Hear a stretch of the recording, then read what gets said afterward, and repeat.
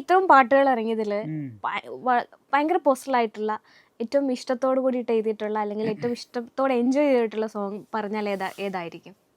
എല്ലാ പാട്ടും ഞാൻ ചെയ്തിട്ടുണ്ട്. പക്ഷേ ഈ പാട്ട് ഇപ്പം ഇറങ്ങി കുലസ്ത്രീ, അതെനിക്ക് വളരെ ഒരു പേഴ്സണലി എനിക്ക് ഭയങ്കര കണക്ട് ചെയ്യാൻ പറ്റിയൊരു, അതിനകത്ത് ഞാൻ ഒരു പ്യുവർ ഞാൻ ഏത് ഇമോഷനിലാണ് കടന്നു പോകുന്നത്, എൻ്റെ ഉള്ളിലുള്ള പ്യുവർ ആയിട്ടുള്ള ഒരു ഇമോഷൻ ഉണ്ട്, പ്യുവർ ലവ്, ഡിവൈൻ കൺസെപ്റ്റ് ഉണ്ട്.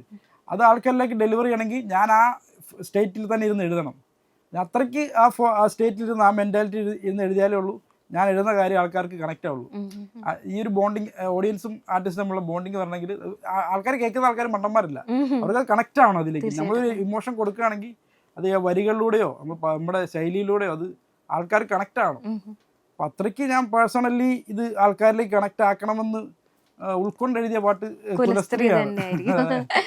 അതേപോലെ തന്നെ എപ്പോഴും സ്പിരിച്വലി ഉള്ളൊരു കാര്യങ്ങളെ പറ്റി ഡിസ്കസ് ചെയ്യുന്നുണ്ട്. ദൈവവിശ്വാസിയാണോ? ഞാൻ പറഞ്ഞില്ല, ഞാനൊരു ഇടതുപക്ഷ മനോഭാവമുള്ള ആളാണ്.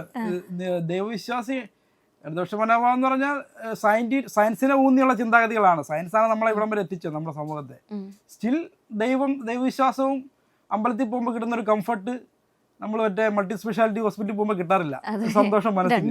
അപ്പോൾ അത് രണ്ട് രീതിയിൽ മനസ്സിലാക്കാൻ ശ്രമിക്കും. ഞാൻ സംഭവം ബിറ്റ്വീനാണ് ഞാനിപ്പോൾ.